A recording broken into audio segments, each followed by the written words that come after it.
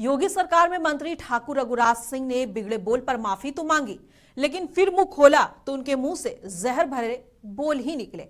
अब जरा पूरा मामला समझिए। कुछ दिन पहले योगी सरकार में मंत्री रघुराज सिंह ने बॉलीवुड एक्टर सलमान खान को लेकर विवादित बयान दिया था। ठाकुर रघुराज सिंह ने सलमान खान को देशद्रोही करार देते हुए फांसी देने की मांग तक कर दी थी। उन्होंने कहा, हिंदुस्तान में हिंदुओं को अपना नैन मटक्का दिखाकर पैसा कमाते हैं और सपोर्ट पाकिस्तान और बांग्लादेश को करता है। केवल मुसलमानों को सपोर्ट करता है और हिंदुओं से कमाता है।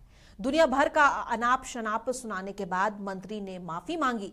लोगों को लगा सुबह का भूला शाम को वापस लौटा है, लेकिन नहीं।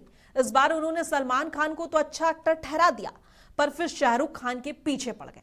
उन्होंने कहा कि दरअसल फांसी देने वाला ये बयान उनका सलमान नहीं, शाहरुख खान के लिए था। शाहरुख खान है जो कि पाकिस्तान को मदद पहुंचाते हैं। यहां तक कि उन्होंने दावा तक कर दिया कि शाहरुख खान ने पाकिस्तान को 265 करोड़ रुपए दिए हैं। साथ ही वे मॉब लिंचिंग और बांग्लादेश में हिंदुओं की मौत पर चुप रहते हैं।